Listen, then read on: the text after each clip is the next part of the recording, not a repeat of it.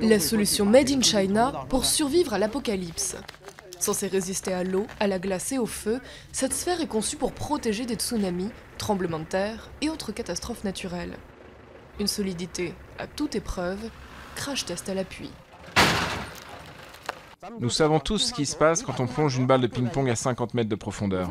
Même si l'enveloppe de la balle de ping-pong est très fine, elle peut résister à la pression sans se casser. J'ai utilisé le même principe pour fabriquer ces sphères. D'après leurs créateurs, ces modules d'acier, de fibres de verre et de mousse peuvent accueillir une trentaine de personnes pendant 2 mois. Tout y est prévu. Des emplacements pour les provisions d'eau, de nourriture et d'oxygène, et même une hélice.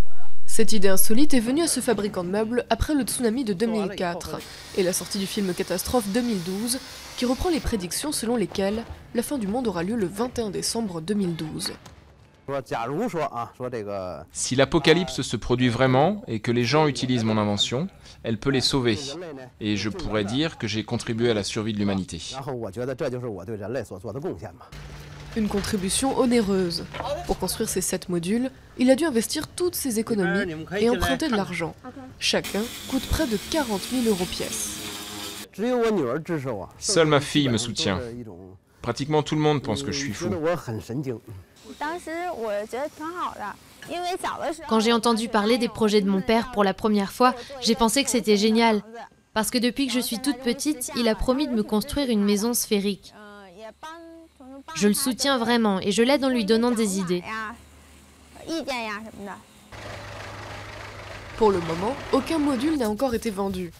Mais leur inventeur ne perd pas espoir. Si seulement le département des affaires maritimes pouvait s'intéresser davantage à mes sphères et les promouvoir, peut-être qu'on n'entendrait plus jamais parler de catastrophe maritime.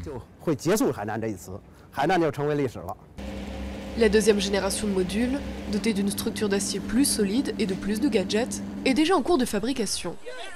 De quoi permettre à certains de faire face plus sereinement à la fin du monde.